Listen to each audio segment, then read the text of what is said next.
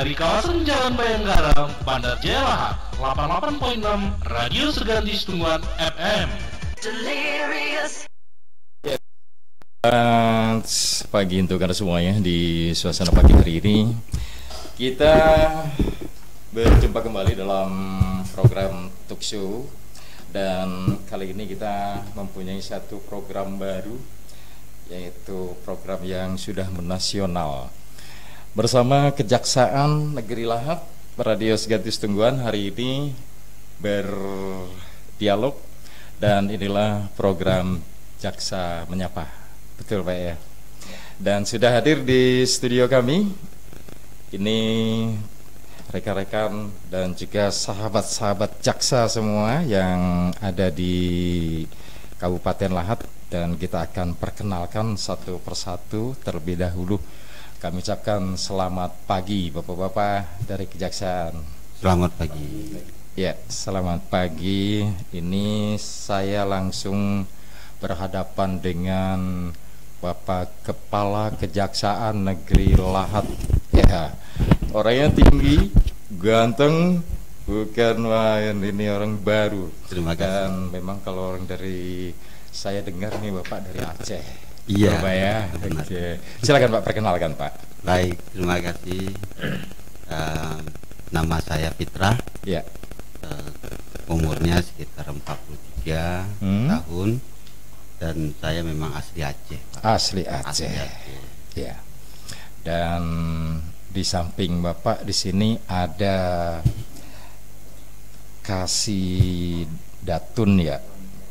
Bukan Kasih Datun, Kasih Perdata dan Tata Usaha Negara. Kalau kita singkat Datun.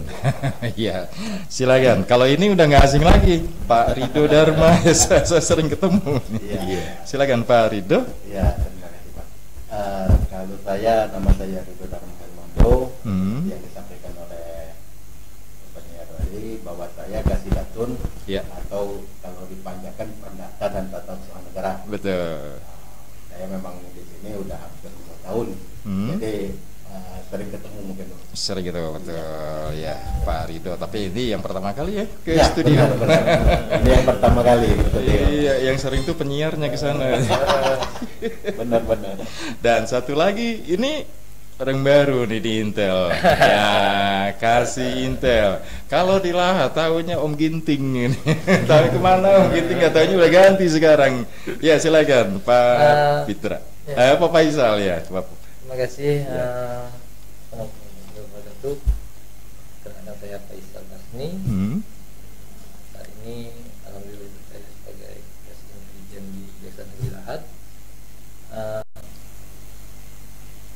Sudah berkeluarga sih sebenarnya. Udah keluarga? Ya, sudah berkeluarga dong. Tapi bukan. Nanti itu kan gitu. Iya. Kalau aslinya sih asli saya rasa itu aja perkenalan. Nanti banyak tahu, nanti bahaya juga nanti. Oke. Dan saya dapat dapat dokumentasi ya. Ini pemberitaan tentang kejaksaan. Kita dengar dulu Pak ya. Waktunya cuma 1 menit kok. Kita dengar sama-sama. Dan ini dia. Untuk pendengar jangan kemana-mana, kita dengarkan informasi dari kejaksaan yang satu ini.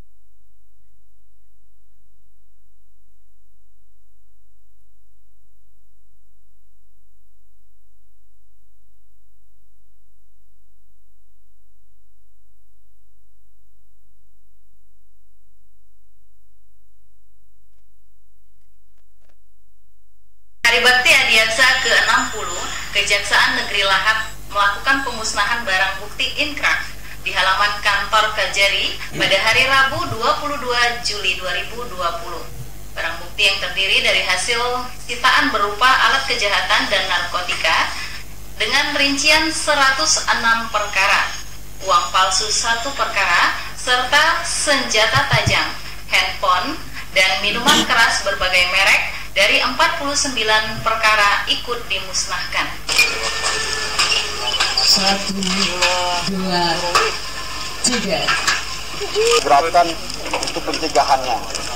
Kami juga akan melakukan permintaan terhadap pihak TNI dan pihak Polri agar bersama-sama kita berkomitmen bahwa pemberantasan ini narkotika adalah musuh kita bersama dan ini sudah merupakan tindakan kejahatan tingkat pertama di Kabupaten Lahad.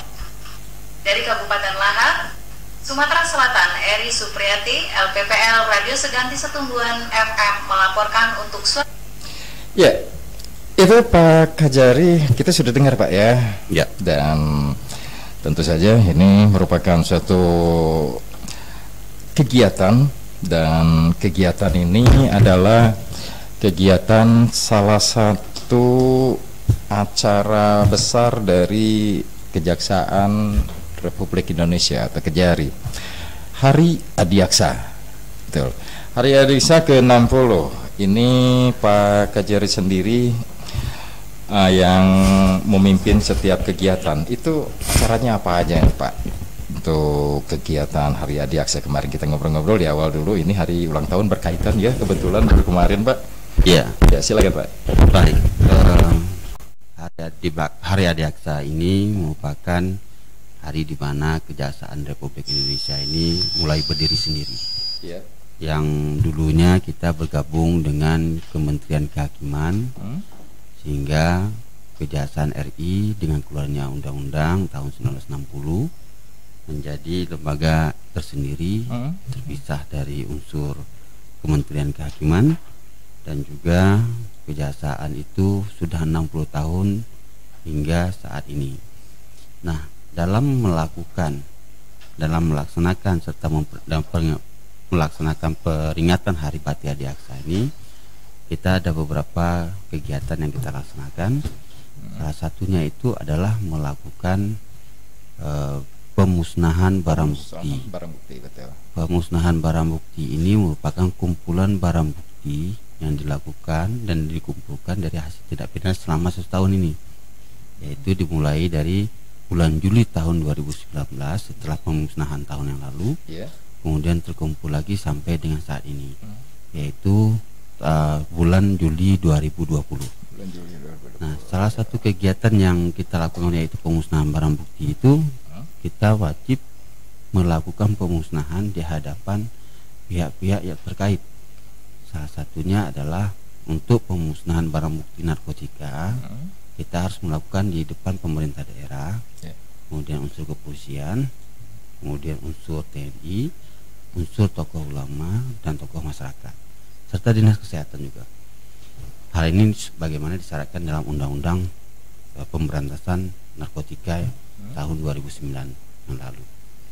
Nah, proses pemusnahan ini pun juga kita melibatkan secara transparan media dan juga masyarakat lainnya, sehingga dapat diketahui dari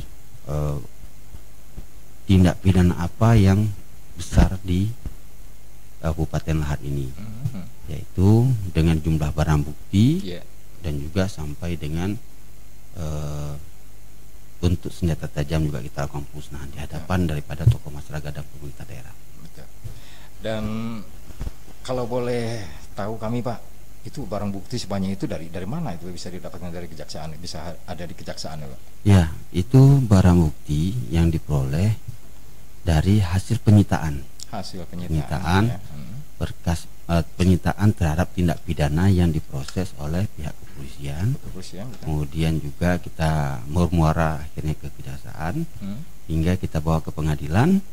Kemudian kita lakukan penuntutan dan barang bukti tersebut dilakukan pemusnahan oleh kejaksaan selaku pihak yang melaksanakan putusan pengadilan. Nah, itu barang bukti itu merupakan barang bukti hasil tindak pidana selama 1 tahun ini. 1 tahun. 1 tahun ini. Dan itu sudah putus dengan perkaranya, sudah putus Pak ya? Sudah ingkrah, sudah mempunyai kekuatan hukum tetap. Sudah kekuatan hukum. Dan tentu saja pelaku-pelakunya ini sudah diproses juga. Sudah proses, malah mungkin sudah ada yang bebas dan lain sebagainya. Oh gitu. Jadi memang proses pemusnahan ini kita lakukan memang ada beberapa syarat. Ya. Terutama terkait dengan pemusnahan narkotika yang tidak boleh sembarangan dilakukan pemusnahan. Sehingga pemusnahan itu dilakukan dengan dikumpulkan dulu barang bukti yang ada, kemudian baru dilakukan pemusnahan. Karena kalau kita lakukan pemusnahan untuk barang bukti narkotika, maka kita harus mengundang para pihak. Nah, mengundang para pihak, kalau satu perkara putus undang lagi, satu perkara putus undang lagi, sedangkan barang buktinya cuma 0, sekian, malah itu dapat menyebabkan tidak efisien. Gitu. Makanya kita kumpulkan, cuma nanti frekuensinya kalau kemarin itu setahun sekali, kita berusaha nanti frekuensi pemusnahan itu dilakukan setahun 2 kali. Setahun 2 kali akan kita laksanakan nantinya. Iya, mungkin dalam event tertentu Pak ya. Iya. Berarti dengan adanya barang bukti sebanyak itu, Bapak punya gudang tersendiri di situ, gudang untuk penyimpanan barang bukti Pak ya. Benar. Jadi kejaksaan itu adalah jaksa penuntut umum yang juga kita bertanggung jawab terhadap menghadirkan barang bukti di pengadilan. Di pengadilan. Tanggung jawab kita. Iya. Dan itu dikawal terus Pak ya. Iya sekali, benar. Jadi pengamanan penyimpanan barang bukti pun kita sangat ketat. Yaitu penempatan barang bukti, terutama barang bukti narkotika, sudah kita letakkan dalam ruangan. Ada berangkas lagi. Ada berangkas lagi. Hal itu untuk mencegah terjadinya penyalahgunaan kewenangan mungkin dari unsur kejaksaan ataupun ada oknum masyarakat yang ingin melakukan pencurian di kantor kita. Jadi proses penyimpanan kita pun memang sudah sangat ketat sekali. Dan itu untuk barang buktinya Pak. Benar. Tapi kalau pelakunya mungkin di dalam bentuk titipan seperti ke lembaga atau gimana Pak ya? Kalau pelaku kejahatan apabila dia sudah mempunyai kekuatan hukum tetap dan dia dipidana penjara, maka kita titip. Bukan kita langsung serahkan kepada lapas. Lapas. Nah, kalau dalam proses persidangan, maka itu kita titip ke pengadilan, ke kepolisian terlebih dahulu. Nanti kalau sudah di persidangan baru kita titip ke rutan. Iya. Dan itu tanggung jawab dari rutan kalau sudah di rutan Pak ya? Kalau untuk proses tanggung jawab, maka itu tanggung jawab rutan. Kita hanya melaksanakan penitipan di situ. Karena memang tugas dan kewenangan mereka di situ. Siap. Baik, terima kasih Pak Kejari untuk pencerahannya. Ini awal pencerahan dan Hari Adiaksa kemarin begitu meriah sekali ya. Boleh saya tanya Pak, kalau selain dari pemusnahan barang bukti, kalau tahun-tahun kemarin Pak, saya sering ikut ngeliput juga ya, seperti ziarah ke Taman Pahlawan, kemudian acara pertandingan olahraga atau apa, atau karena ini adanya COVID-19 mungkin ada sedikit dikurangi atau gimana tuh kegiatannya Pak? Benar, sejak bulan 3 yang lalu kita kan sudah ditetapkan sebagai daerah Indonesia ini, negara Indonesia ini sudah ditetapkan sebagai terjadinya bencana non alam. Betul. Yaitu musibah COVID-19 ini. Maka banyak sekali kegiatan-kegiatan kita mulai dibatasi. Termasuk salah satunya itu adalah melaksanakan peringatan Hari Bakti Adiaksa untuk internal kami sendiri pun juga sudah dibatasi.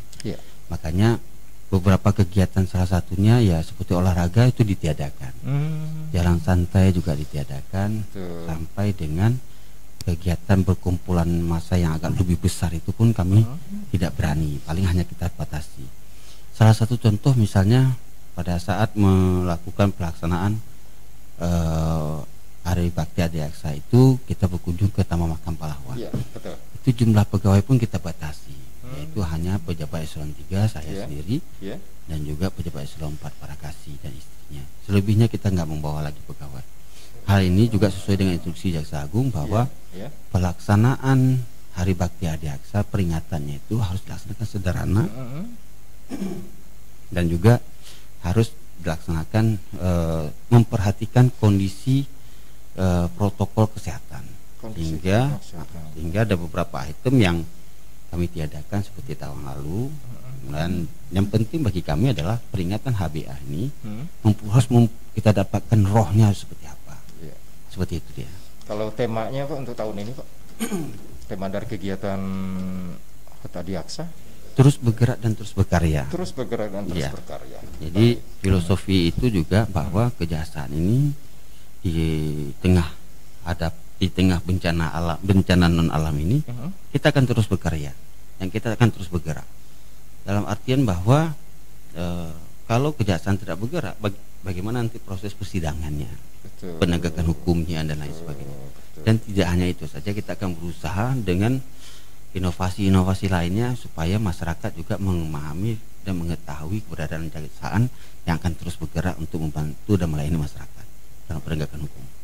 Baik, itu HUT Adiaksa ke-60 dan kami ucapkan selamat memperingati hari ulang tahun Adiaksa ke-60 dan juga selamat datang Pak Pitra SH.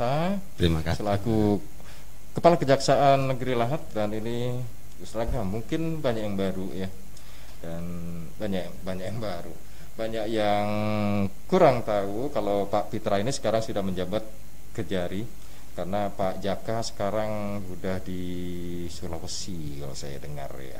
Pak Jaka Sulawesi. Pak, terima kasih dan semoga saja bisa terus untuk memberantas kejahatan di Kabupaten Lahat bersama rekan-rekan dan juga bersama unsur yang lainnya.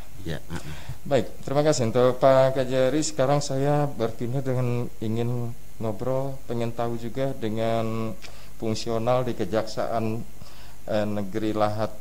Ada Pak Faisal Basni SH, ya, Kasih Intelijen. Selamat datang Pak Faisal di studio. Dan ini saya mau tanya juga nih Pak Faisal, kalau fungsi, maksudnya saya tuh fungsi ya, tupoksi dari intelijen ini apakah sama antara kejaksaan dengan lembaga lainnya seperti Forkominda, seperti kepolisian, atau juga ini semuanya ada juga kan intelnya ya? Kalau di kejaksaan gimana Pak? Pada dasarnya hampir sama. Hampir sama. Mirip. Di situ kan kami dengan intelijen daerah lainnya saling bertukar informasi, ya, untuk menjaga stabilitas, keamanan dan ketentraman di wilayah Lahat ini. Ya. Oke, jadi sama ya. Dan itu tugas pokok dari ini juga mungkin ada apa namanya semacam, kalau di daerah itu seperti Babinsa, kalau di kepolisian itu ada Babin Kantipmas. Terus kalau kejaksaan namanya apa Pak? Untuk penyuluhan ke masyarakat ya? Itulah untuk melakukan penegakan hukum kan, diantaranya kan kami melakukan pengawasan dan pendampingan dalam hal ini kan. Pendampingan. Dan hal ini melakukan pengawasan pun juga seperti yang sekarang terhadap dana COVID kan. Di situ juga di bidang intelijen kami ada peran juga atas pimpinan untuk melakukan pengawasan terhadap aliran dana tersebut. Nanti untuk pendampingannya nanti ada bidang data yang akan membawain. Kemudian terkait juga dengan COVID juga di intelijen kejaksaan pun juga diikut sertakan dalam gugus tugas. Jadi, ada juga ya. Jadi di sini kami bergerak bersama dengan ya tadi Babinsa, kemudian Kamtipmas, kemudian Badan Intelijen Negara, Kabinda Polri 4 dan unsur lainnya bersama-sama turun ke lapangan, ke kelurahan, ke desa-desa, bahkan sampai ke perusahaan-perusahaan yang apabila dapat informasi bahwasanya ada misalnya ada warga dari zona merah datang, itu kami datang ke sana untuk memberikan himbauan, pengawasan dan himbauan gitu, bahwasanya ada protokol loh gitu. Jadi dengan harapan kalau bisa insya Allah untuk Kabupaten Lahat tetap zona hijau. Itu harapan kita kan. Amin. Dan tentu saja nanti kalau kasih intel ini garda utama ya untuk fungsionalis di Kejaksaan Negeri Lahat. Itu gimana sih Pak caranya menghadapi masyarakat, tentu saja untuk ini sendiri ya dari Pak kasih intel. Ya ini mungkin ada rasa kesal juga, ini orang datang lagi lapor lagi gitu ya. Silakan.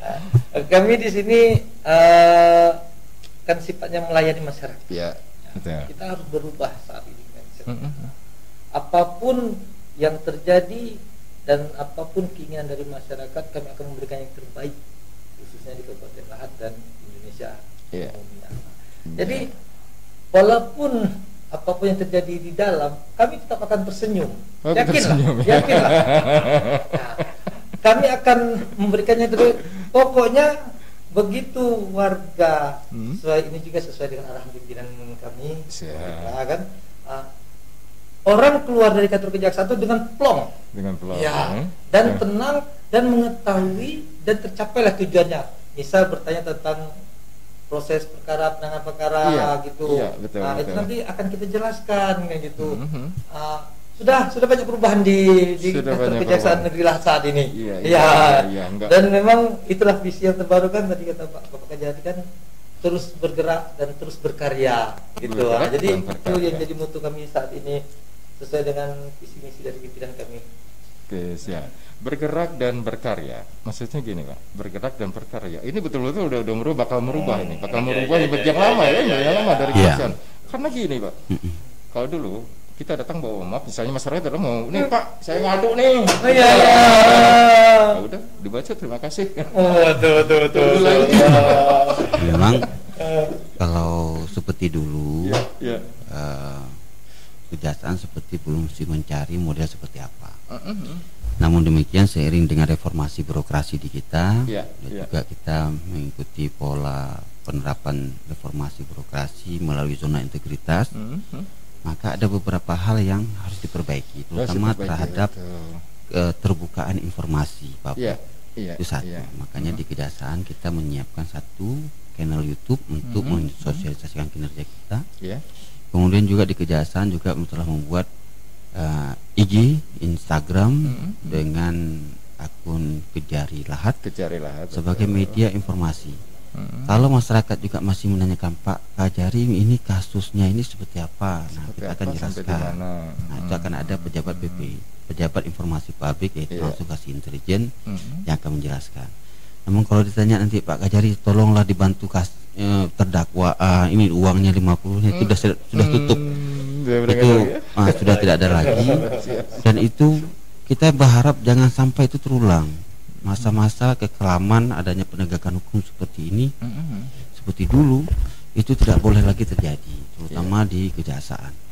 Kejaksaan di bawah kepemimpinan Bapak Jaksa Agung sudah berkomitmen bahwa kita melakukan proses penuntutan juga harus menggunakan hati nurani. Itu yang pertama. Yang kedua, harus memperhatikan tingkat keresahan masyarakat. Jangan sampai perbuatan yang meresahkan masyarakat dituntut rendah oleh Kejaksaan. Sehingga kita harus mempunyai beberapa perasaan, harus mendeteksi perasaan apakah ini merupakan perbuatan yang meresahkan ataupun juga perbuatan yang menurut keadilan masyarakat itu tidak adil. Nah, Kejaksaan harus hadir di situ, dan Kejaksaan sejak saat ini kita berusaha untuk melakukan perubahan. Dan kami mohon dukungan masyarakat untuk tidak ada yang menggoda aparatur Kejaksaan. Kami sangat mohon sekali, dan juga kami juga menyampaikan mohon dukungan masyarakat untuk selalu memberikan yang terbaik bagi Kejaksaan. Cuman jangan suap, itu aja. Oke. Ini satu permintaan ya dari Pak Kajari, dan ini sangat tepat sekali.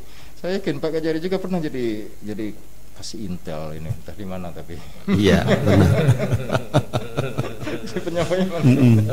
Betul. Siap Pak. Dan mudah-mudahan ini benar-benar ya, seperti kalau misalnya ada pengaduan, nanti ini bisa terus diproses dan secepatnya juga mungkin bisa ditindaklanjuti, karena ada bergerak dan berkarya. Ini karyanya dari Kejari, dan ini gerakannya dari Kejaksaan Negeri Lahat. Oke. Pak Isal, saya ketemu dengan Pak Rido Dharma. Ini kepala kan sudah di studio ini. Nah, inilah satu bentuk keterbukaan dari Kejaksaan Negeri Lahat. Dan ini sejak berdirinya Radio Segantis Tungguan FM di Kabupaten Lahat ini, baru ada jaksa yang hadir di sini, bahkan ini kepala kejaksaan sendiri yang bisa hadir di studio, bukan main. Ya, ini betul-betul ingin sekali membuka diri untuk masyarakat, memberikan informasi-informasinya. Dan ini juga saya berharap tidak sekali ini, bukan yang pertama dan terakhir, Pak. Iya. Atau mungkin kami yang ke kantor untuk kita bisa ngobrol dan bisa siaran live, karena udah banyak tadi, Pak, ya, media sosial, Pak. Dan ini juga kita sudah siarkan di media Facebook, ya. Untuk yang sudah live di Facebook, selamat siang untuk semuanya. Dan Anda yang mau bertanya tentang kejaksaan boleh. Ini mudah-mudahan teleponnya bisa lancar nih saya terima. 085377949099. Mungkin ada keluarganya yang tersangkut dengan hukum. Anda bisa bertanya-tanya mumpung ada kejaksaan di sini, ya. Bapak-bapak keluarga semuanya. Dan saya tanya Pak Rido, Kasih Perdata dan Tata Usaha Negara. Waduh. Ini berhubungan sekali. Baik, Pak, tupoksinya apa sih, Pak? Jadi tugas pokok dan fungsi dari bidang datur dan perdata dan tata usaha negara ini, bahwa datur ini bidang dari kejaksaan sebagai pengacara negara. Pengacara negara. Simpulan awalnya gitu. Jadi datur adalah pengacara negara yang siap membela dari pemerintah, BUMN atau BUMD, yang baik di dalam pengadilan maupun di luar pengadilan, dengan surat kuasa khusus dari pemerintah, BUMN atau BUMD tersebut. Selain itu juga datur ini merupakan pelayanan hukum kepada masyarakat, memberikan pelayanan hukum kepada masyarakat, soal masyarakat silakan datang ke kantor, dan ini gratis konsultasi hukum soal perdata dan tata usaha negara, silakan datang ke kantor, ataupun nanti kalaupun ini dengan program dari Pak Putra ini terbaru akan kami adakan, insya Allah sedang diusahakan untuk di City Mall, Pak, ya. Untuk di City Mall akan diadakan program namanya Ayunda. Pelayanan hukum untuk Anda gratis. Allah akan diadakan di City Mall 2 minggu sekali. Kita sedang berusaha dengan City Mall dan bisa buka stand. Jadi masyarakat yang ingin menanyakan atau ada permasalahan hukum, silakan datang ke City Mall. Itu kedepannya, itu rencana dari kedepannya. Dan kami untuk membuka diri untuk menyambut pada masyarakat bahwa silakan, bahwa kejaksaan ini bukan hanya soal pidana, soal pemeriksaan atau korupsi, ada juga bidang datur. Memang datur ini di masyarakat kurang gaungnya, Pak, karena memang masyarakat tahunya jaksa ini sebagai penuntut umum saja, atau pemeriksa korupsi saja. Padahal ada bidang ini, ada bidang datur nih yang menjadi sekarang primadona juga, karena di sini di bidang datur ini sedang digalakkan dalam rangka untuk mengembalikan kerugian negara dan menyiapkan aset-aset negara. Kayak tahun kemarin saja kita punya data, kita membantu Pemda untuk menarikan mobil dinas dengan nilai pemulihan keuangan negara sebesar 5,9 miliar. 5,9 miliar. Sampai 15 kendaraan, 11 kendaraan roda 2 ke 15 kendaraan roda 4.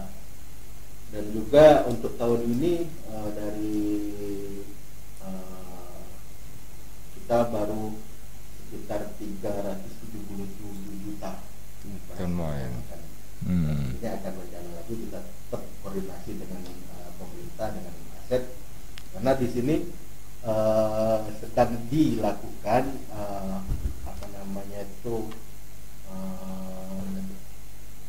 aset untuk penghitungan aset negara. Iya. Jangan sampai nanti ke depannya jadi temuan BPK bahwa itu aset negara tapi kok tidak tercatat dalam negara. Nah, disitulah peran kami membantu dari pemerintah daerah juga untuk pemulihan aset tersebut yang dikuasai oleh pihak-pihak swasta. Kan memang tadi harus berdasarkan surat kuasa khusus karena seperti pengacara, jaksa juga kami JPN ini bergerak, jasa pengacara negara ini bergerak berdasarkan surat kuasa khusus. Jadi kami ada dasar untuk melakukan melakukan tindakan. Berarti ini berkaitan dengan kalau di satu kelembagaan itu Pusbakum ya, Pusat Bantuan Hukum itu kita siapin juga pengacara atau gimana? Ya. Kalau di sini kita sebatas untuk konsultasi dan untuk masyarakat konsultasi ya. Kalau untuk pemerintah berdasarkan tadi, kalau memang pemerintah memberikan milik daerah memberikan surat kuasa khusus untuk mendampingi mereka dalam hal ini perlu tanda kutipnya perdata dan tata usaha negara. Misalnya pemerintah digugat. Betul. Maksud saya itu ya. Itu bisa, itu. tapi dengan surat kuasa khusus. Ya. Tapi kalau dalam hal pidana misalnya ada ini kami tidak bisa. Itu tadi. Sudah ranah dari pengacara secara murni. Ini pengacara negara dalam hal dalam perkara perdata. Ya, betul. Ya. Itu untuk apa namanya? Iya. Ini ada yang dari teman-teman nanti kita bisa sampaikan ya. Untuk ini bisa sampaikan nanti ke Pak Kajari dan juga rekan-rekan Buksi lain. Nanti ada teman-teman yang ingin tanya-tanya ini di Facebook kami di FB.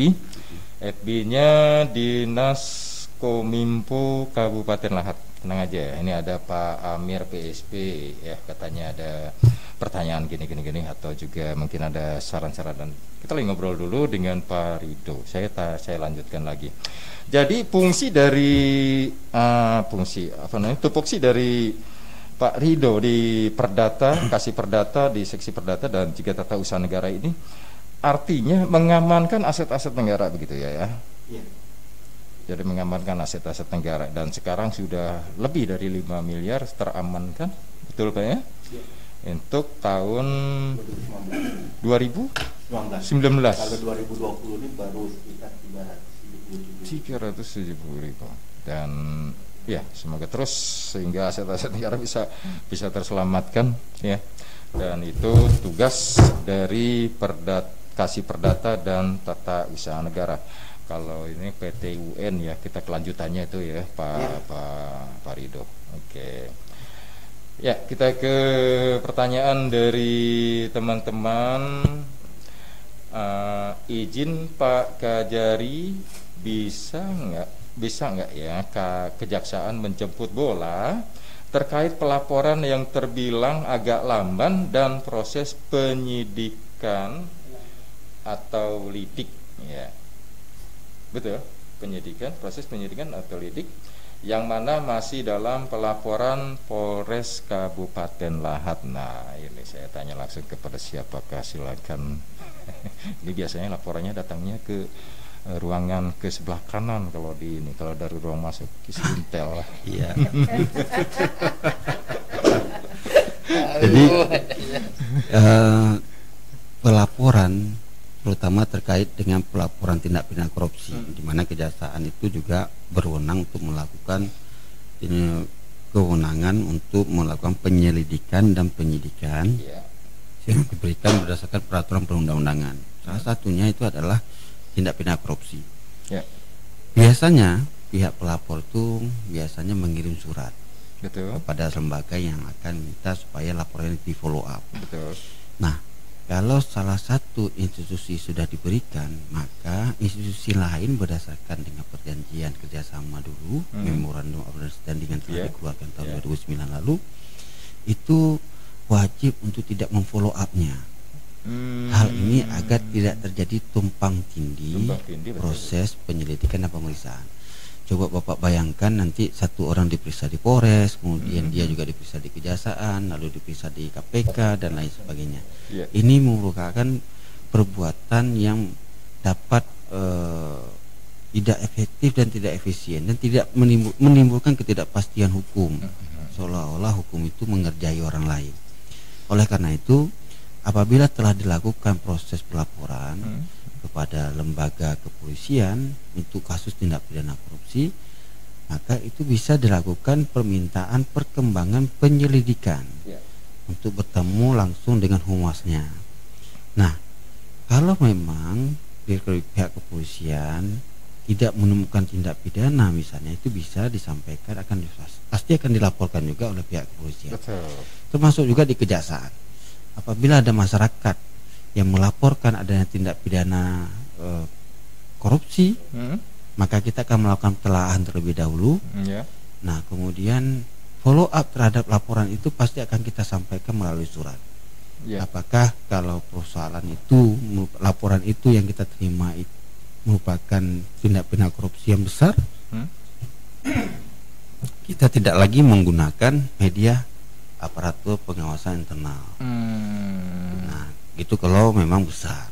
Namun kalau memang misalnya kasus-kasus laporan masyarakat yang belum jelas,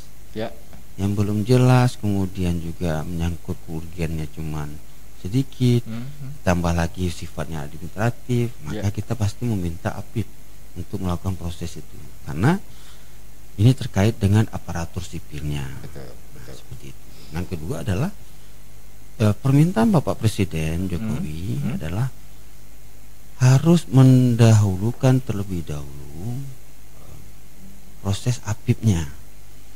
Nah, kecuali apabila secara nyata diketahui ada niat jahat yang lebih utama dan lebih besar, maka diperbolehkan dan diizinkan, karena negara kita saat ini sedang melakukan proses pembangunan.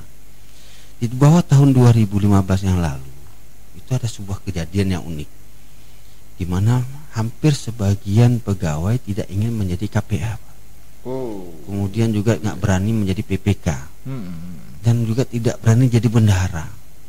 Di bawah tahun 2014 itu pembangunan hampir stuck, sehingga Presiden Jokowi pada saat itu mengumpulkan seluruh aparatur pemerintah yang bergerak di bidang penegakan hukum dan menyampaikan ini lebih 500 triliun uang daerah yang disimpan di bank, yang pembangunannya tidak terserap uang itu karena pembangunannya tidak berjalan, yang disebabkan karena PPK, semua pegawai tidak berani menjadi PPK, tidak berani menjadi bendahara, dan tidak berani menjadi KPA, sehingga pembangunan menjadi stuck. Oleh karena itu beliau meminta kepada APH pada saat itu agar mendahulukan terlebih dahulu APIP-nya, jangan law enforcement-nya, agar proses pembangunan berjalan. Kita tentu akan harus memahami apa keinginan beliau. Dan Jaksa Agung juga memfokuskan proses penegakan hukum yang berkualitas. Jangan penegakan hukumnya hanya kerugian 100 juta. Proses law enforcement untuk menyelamatkan 100 juta itu lebih dari 100 juta, Pak. Jadi tidak ada yang bisa diselamatkan. Misalnya kita memerlukan dana besar untuk melakukan pemeriksaan korupsi, itu dianggarkan oleh negara itu di kejaksaan itu lebih 100 juta. Kalau kita menyelamatkan yang 100 juta juga, laporannya misalnya 100 juta, itu tidak efektif. Makanya kejaksaan hari ini berkomitmen untuk melakukan peningkatan penanganan perkara yang berkualitas, yang memang menarik perhatian masyarakat luas, yang jumlah kerugian negaranya besar. Nah, kalau perkara lain bagaimana Pak Gajari? Nah, banyak timbul pertanyaan seperti itu. Dalam hal ini kami berpendapat pemerintah daerah wajib untuk menindaklanjuti sebagaimana arahan Bapak Presiden Jokowi. Namun demikian, pemerintah daerah ketika menemukan adanya kesalahan dari yang dilaporkan itu, terlapor itu, maka dia harus menjatuhkan sanksi. Jangan sampai ketika ditemukan kesalahan dia hanya meminta kepada terlapor untuk mengembalikan, sedangkan sanksi itu tidak dijatuhi.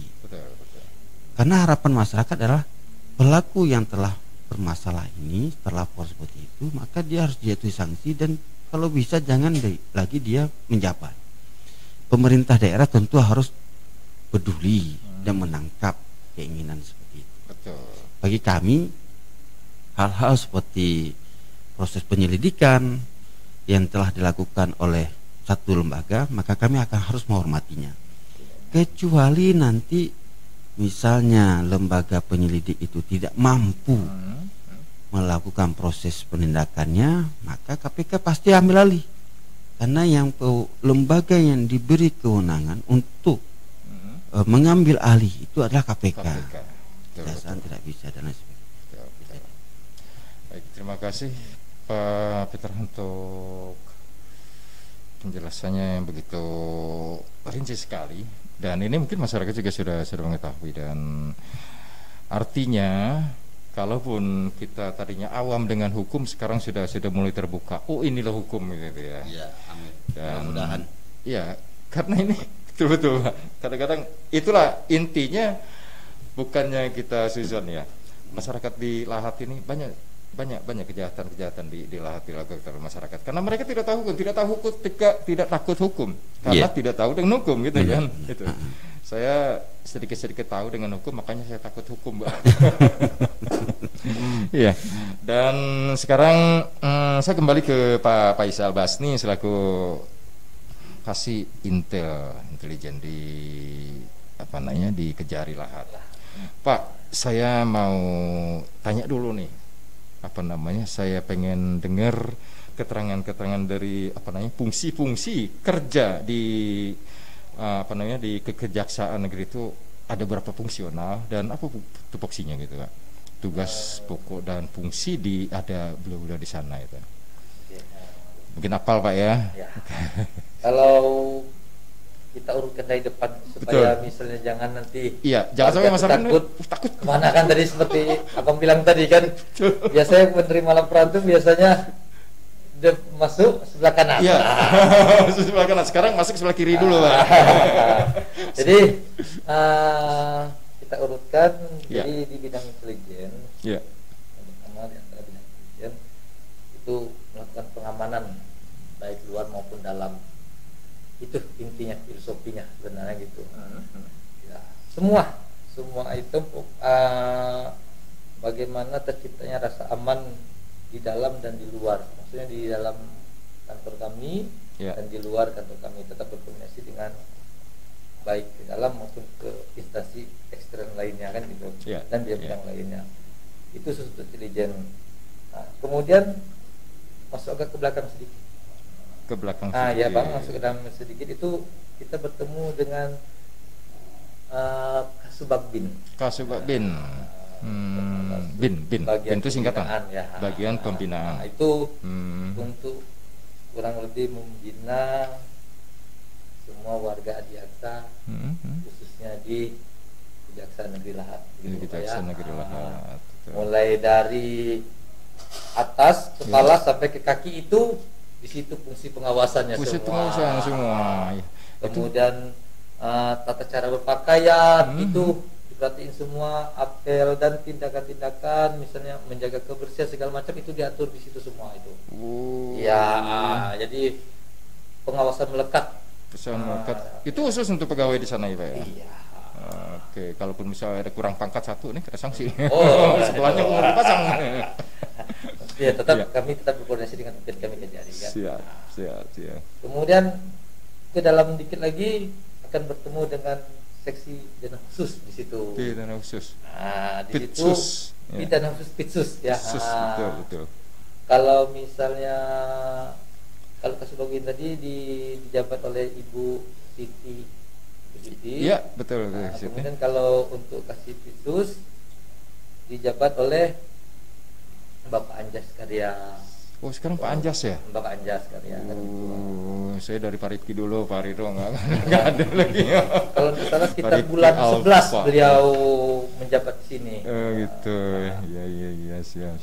Mundur ke belakang sebelum kita belok kiri, mundur ke depan berdepanan dengan berseberangan dengan ruang intelijen itu. Ada Bapak Ridho itu tadi. Saya hampir terlupa ini, padahal itu teman akrab saya nih di kuliah saat.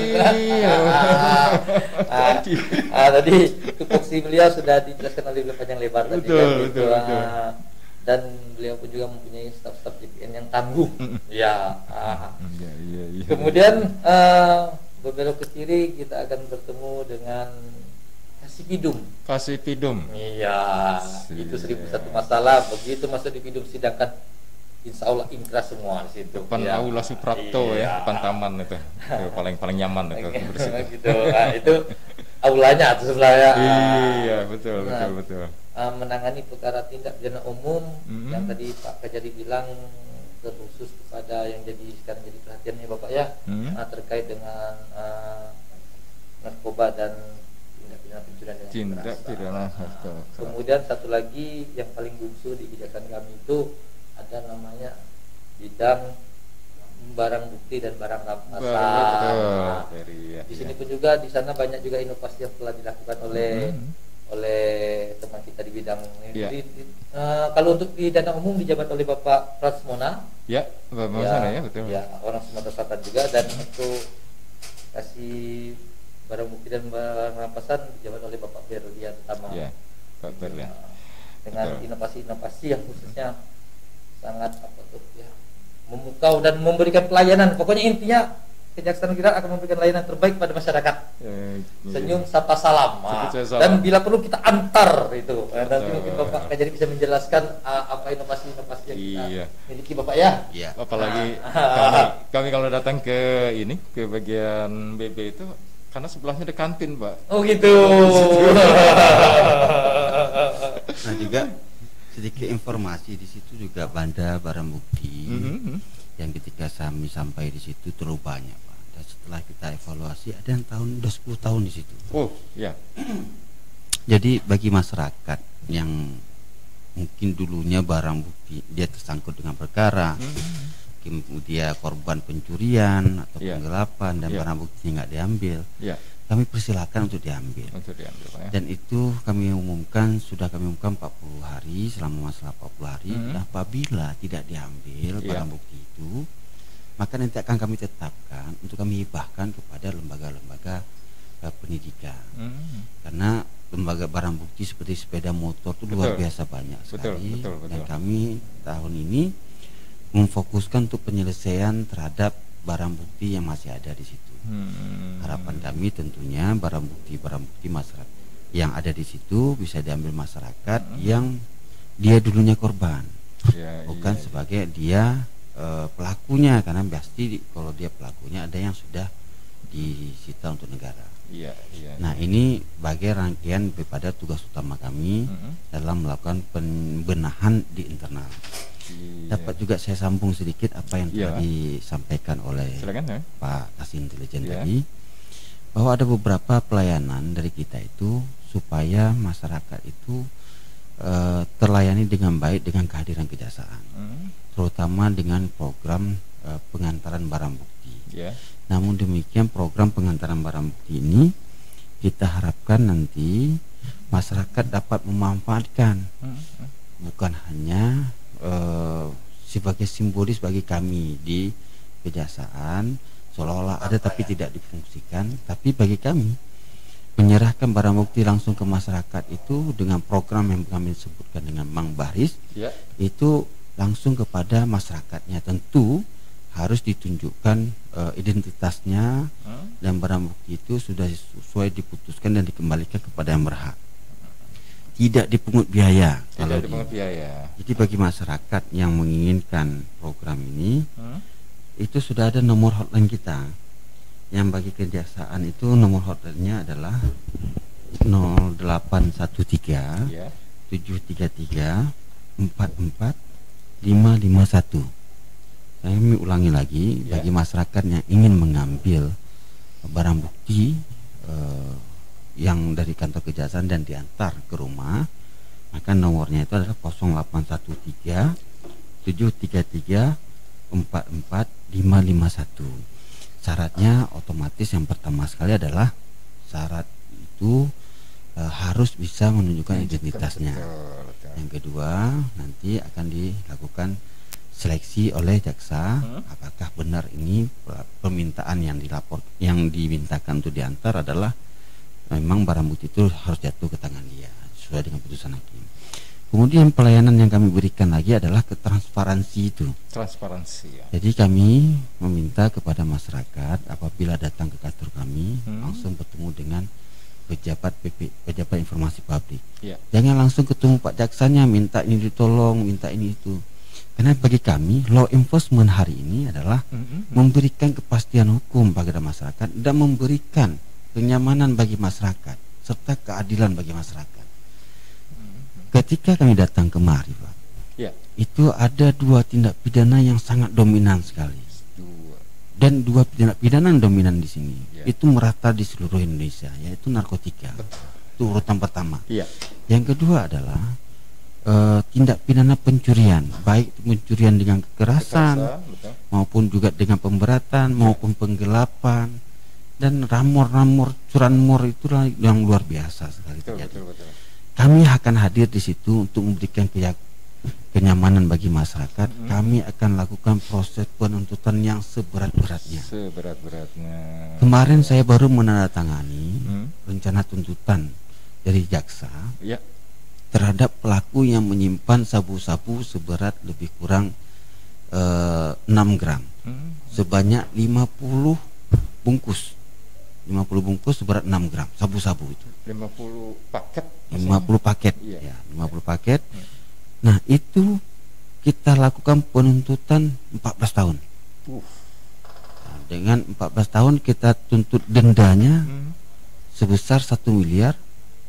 Kalau dia tidak bisa bayar denda, maka dia harus mengganti denda itu sebesar selama pidana penjara selama 1 tahun. Tambah lagi. Nah, itu tuntutan dari kita. Dan tentunya kami mengharap nanti majelis hakim setuju dengan kami proses itu.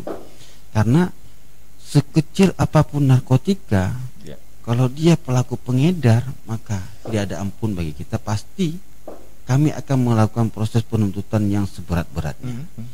Nah, itu adalah komitmen kami. Pak, nanti akan timbul pertanyaan, Pak, kalau kasus lain bagaimana? Kasus lain pun apalagi dia pemerkosa, apalagi dia pemerkosa terhadap anak, atau dia menzinahi anak atas sukarela terhadap anak itu. Nah, itu kesalahan. Maka tuntutannya pasti akan berat kami lakukan dan tidak ada kompromi. Nah, jadi kejaksaan hari ini hadir adalah memberikan kenyamanan bagi masyarakat dan juga terlayani masyarakat. Baik proses pengambilan SIM juga demikian.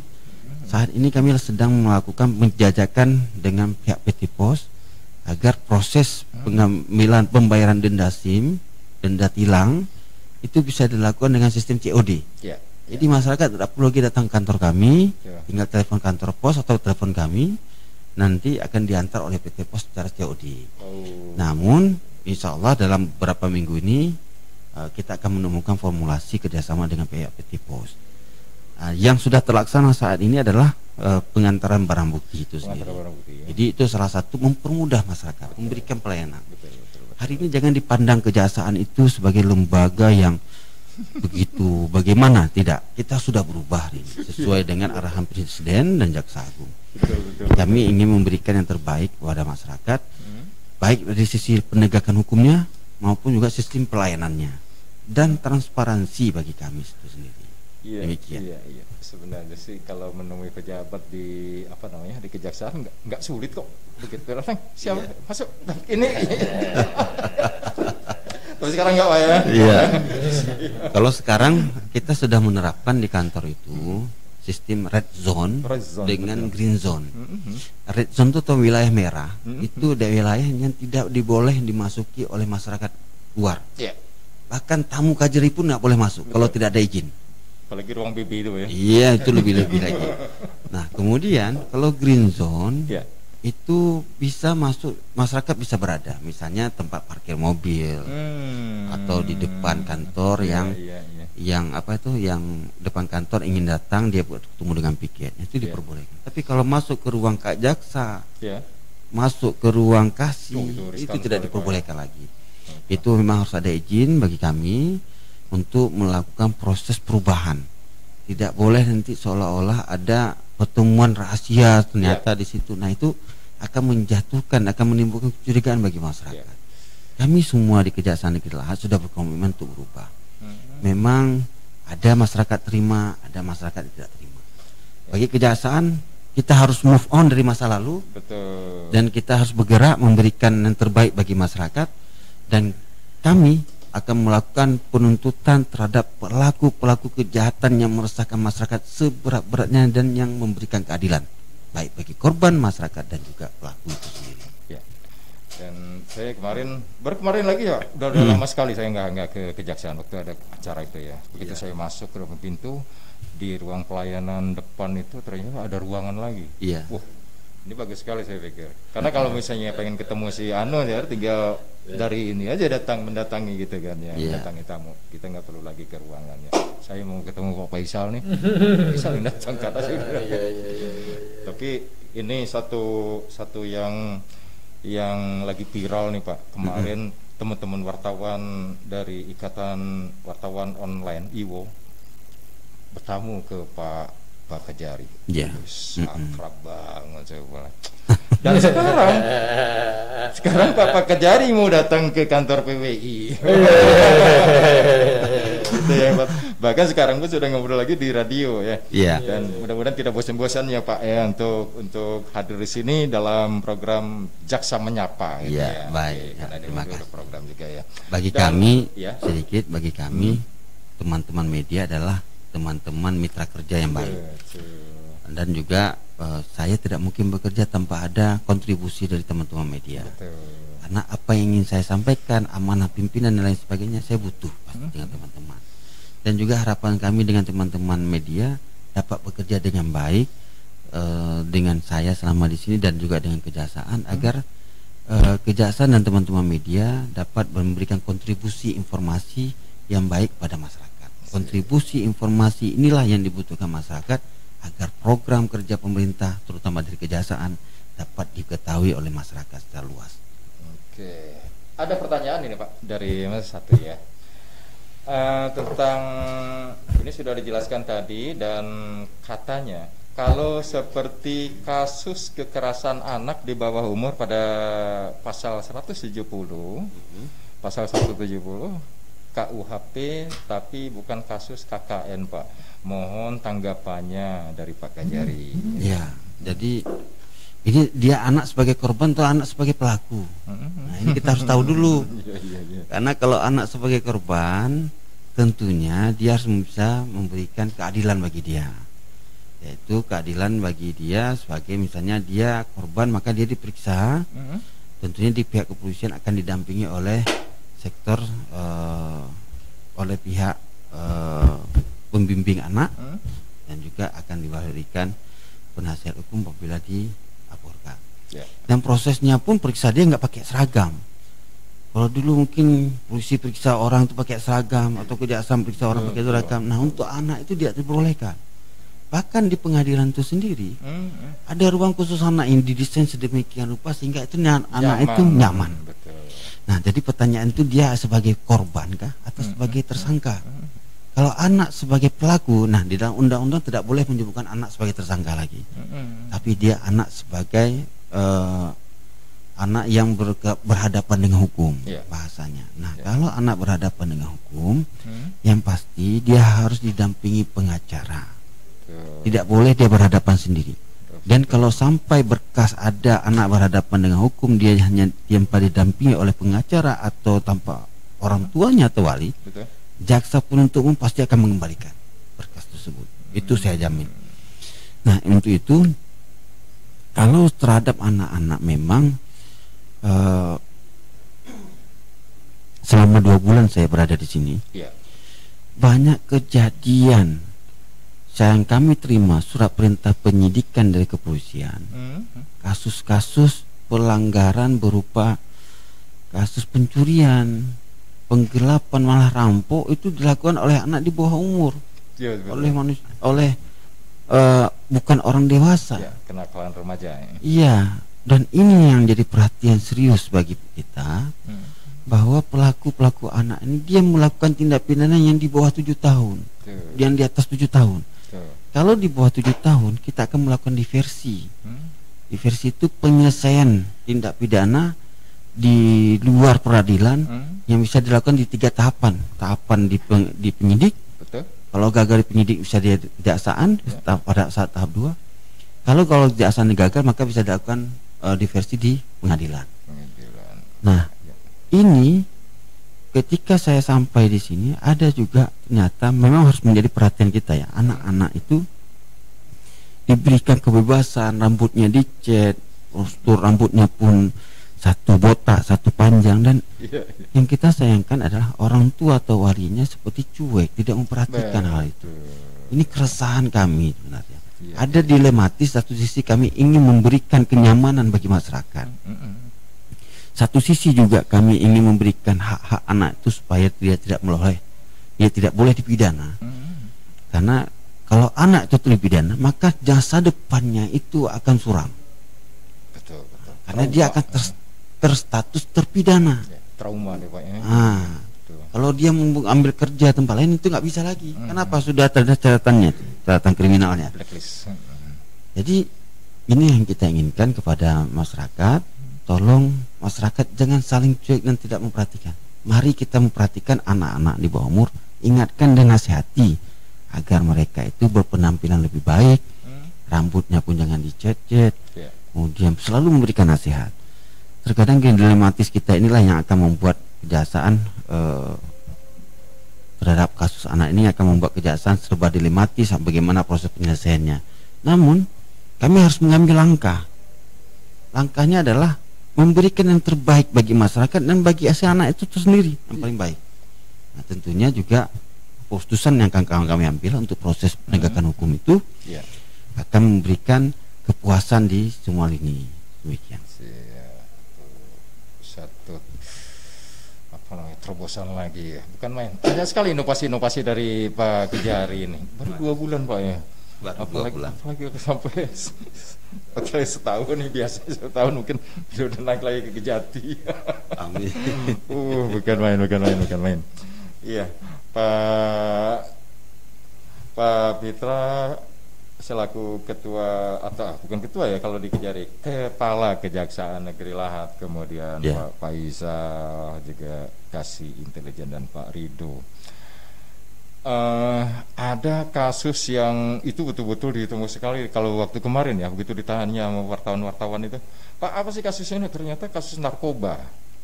Dari dulu memang narkoba itu dari sini Pak paling tinggi, bahkan penjara pun penuh karena orang-orang yang terjerat dengan kasus narkoba Pak. Dan saya mungkin bisa mendengar apa sih himbauannya untuk masyarakat Pak dengan adanya kasus narkoba yang sangat tinggi ini. Iya, memang kalau dibandingkan di kampung saya kasus narkotika ini kualitasnya tidak seimbang Pak. Aceh Pak ya? Kalau Aceh kampung saya itu kalau ketemu ladang tuh ganja pasti ladangnya ketemu. Kalau di sini cuman daun dan cuma sedikit. Namun itu merata Pak, merata sekali dan ini menjadikan kesedihan. Tapi kasus narkoba itu tidak hanya di Lahat yang tinggi, di daerah-daerah lain sudah sangat tinggi sekali. Ada beberapa persoalan selama saya jaksa dan selama saya Kajari saya memperhatikan itu. Perhatian pertama sekali itu adalah ketika masyarakat tidak peduli dengan orang-orang sekitarnya yang sudah memakai narkotika, atau masyarakat yang tidak peduli dengan pelaku narkotika yang melakukan transaksi di depan matanya. Bahkan masyarakat sudah melupakan bagaimana pemerintah desa itu bisa melakukan pencegahan narkotika kepada masyarakat kampungnya.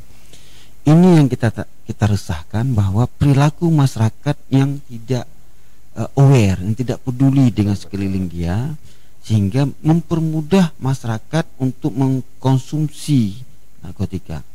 Salah satu contoh misalnya, ketidakpedulian masyarakat itu nanti akan berujung pada dia akan jadi korban. Misalnya hari ini tetangganya korban narkotika, apakah tetangganya sebagai pengkonsumsi atau pengedar, besok tetangganya itu akan mempengaruhi anak kita dan dia akan memberikan solusi, ini tolong kamu antar sana, ini duitnya sekian, atau kamu minum ini nanti kamu akan merasakan, dikasih gratis. Jadi kalau hari ini tetangga kita yang kena, besok kita akan jadi korbannya. Jadi kita harapan saya, modus-modus narkotika ini sudah luar biasa sekali. akibat masyarakat yang tidak peduli.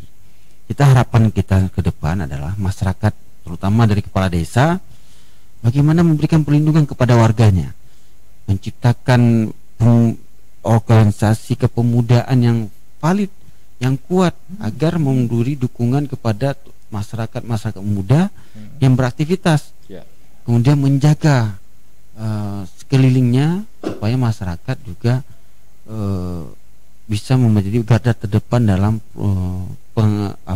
garda terdepan dalam menghalangi masuknya peredaran narkotika.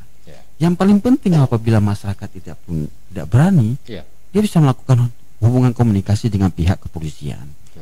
Atau mungkin kalau misalnya terdekat, mungkin nggak ada kepolisian terdekat, hanya ada TNI.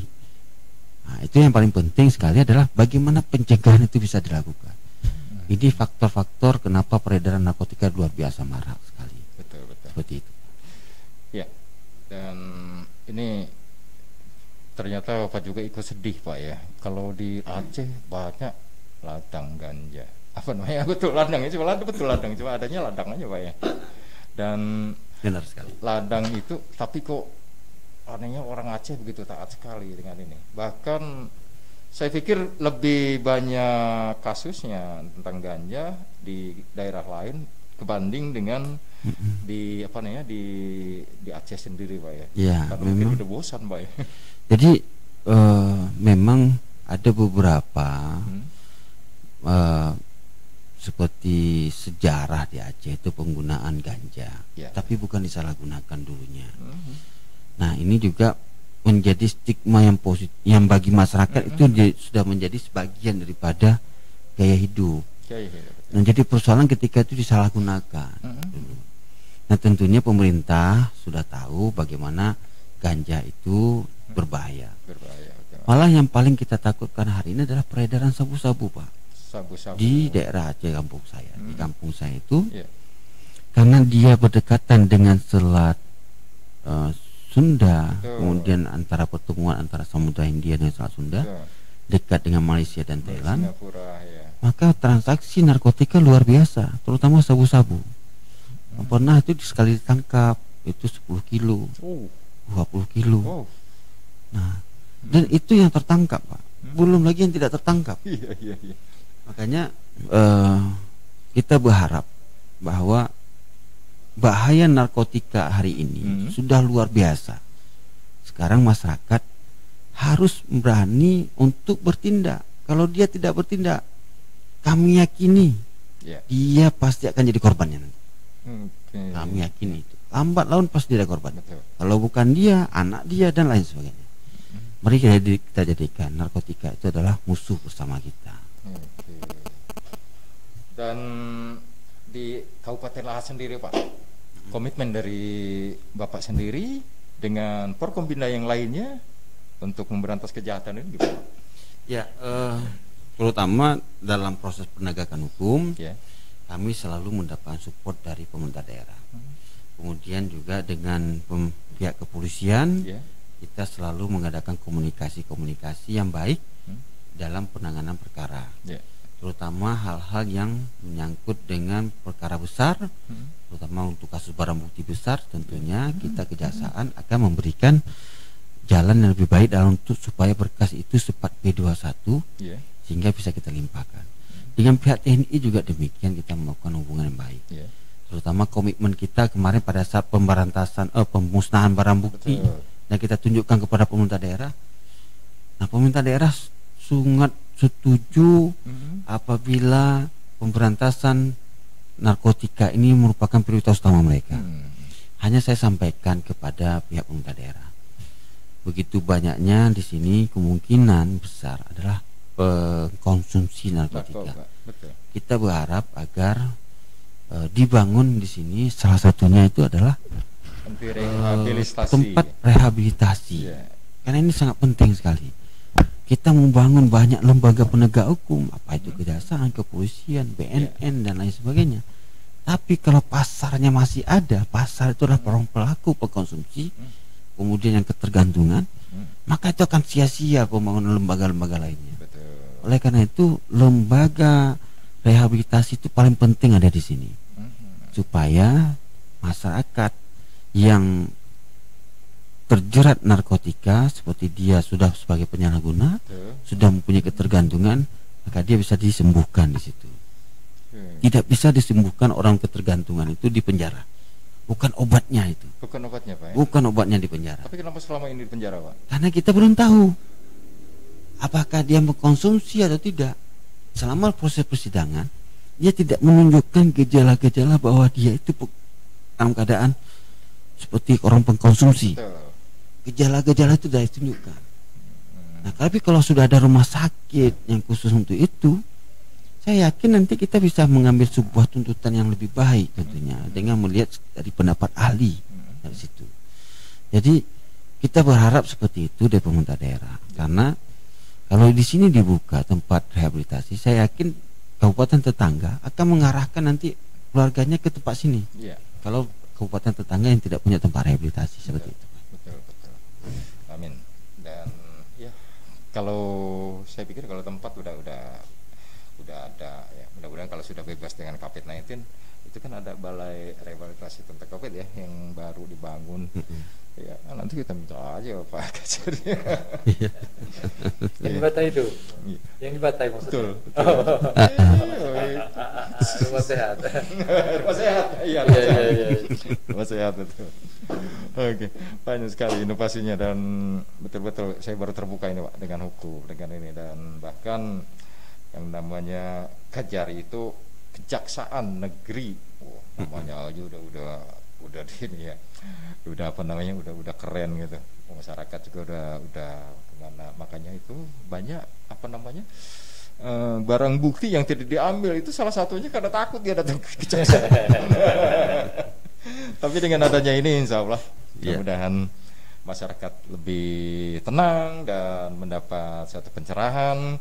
Dan ini mungkin sesi terakhir dari teman-teman dari kejaksaan, terutama dari Pak Kajari dan Pak Faisal selaku Kasinter, dan juga untuk Pak Kasidatun, silakan untuk menyampaikannya. Baik, yang pertama sekali kami ingin menyampaikan bahwa Kejaksaan Negeri Lahat berubah, Kejaksaan RI berubah. Tolong jangan ada anggapan stigma bahwa bisa urus perkara di kejaksaan. Itu satu. Kami akan memberikan pelayanan terbaik kepada masyarakat, tidak berkenaan dengan pengurusan perkara. Kemudian laporkan kepada pimpinan kami, berlaku jaksa-jaksa ataupun oknum kejaksaan yang masih bermain api dalam mafia peradilan. Laporkan. Kami sudah terbuka. Ada beberapa jaksa dan kajari di beberapa daerah itu dicopot oleh Jaksa Agung langsung. Karena ini merupakan lembaga kejaksaan harus menuju ke wilayah birokrasi bersih melayani, wilayah bebas dari korupsi.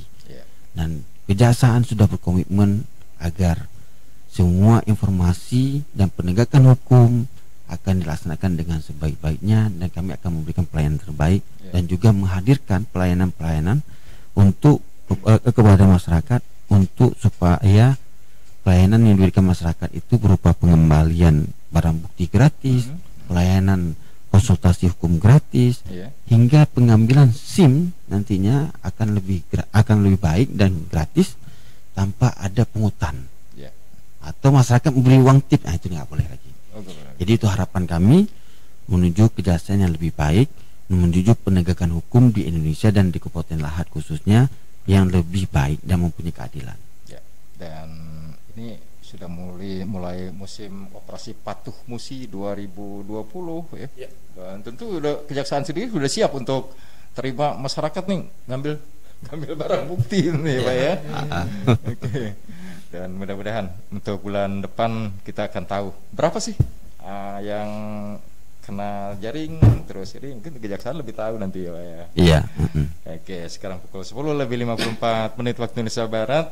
Tentu ini waktunya sudah banyak sudah banyak penjelasan dari Pak Kajari, dan yang pastinya juga kami ucapkan terima kasih atas kehadiran dari bapak-bapak di sini. Kenapa nih?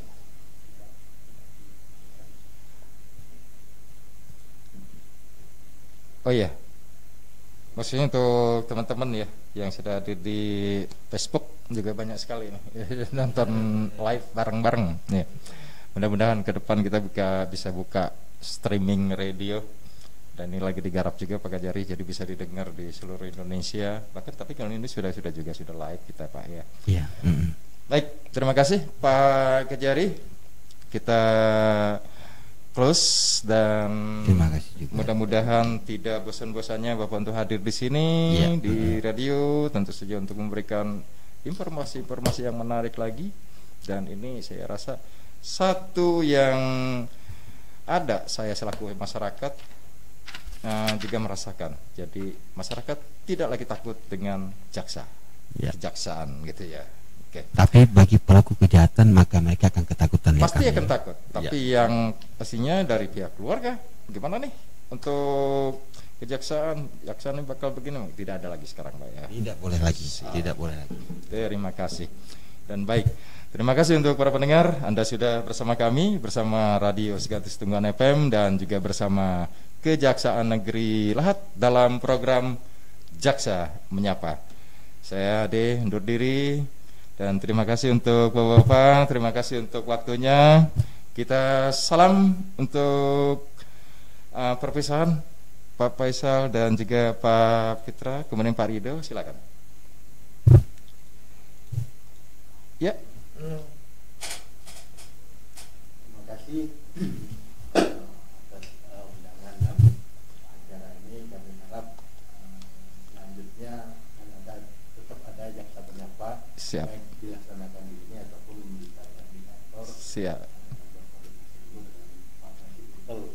Iya. Pokoknya saya bakal berhubungan terus dengan Pak Faisal nih. Makanya kemarin saya kirim video tuh Pak Faisal. Ya pokoknya kalau informasi saya izin Pak Kajari, saya mungkin terus berhubungan dengan Pak Faisal. Baik. Untuk pemberitaannya dan lain-lainnya. Ya karena pemberitaan itu juga harus ada koordinasi Pak ya, harus ada konfirmasi. Benar sekali Pak. Baik, terima kasih. Dan untuk semuanya, saya ucapkan selamat siang dan saya undur diri. Wassalamualaikum warahmatullahi wabarakatuh. Waalaikumsalam warahmatullahi wabarakatuh.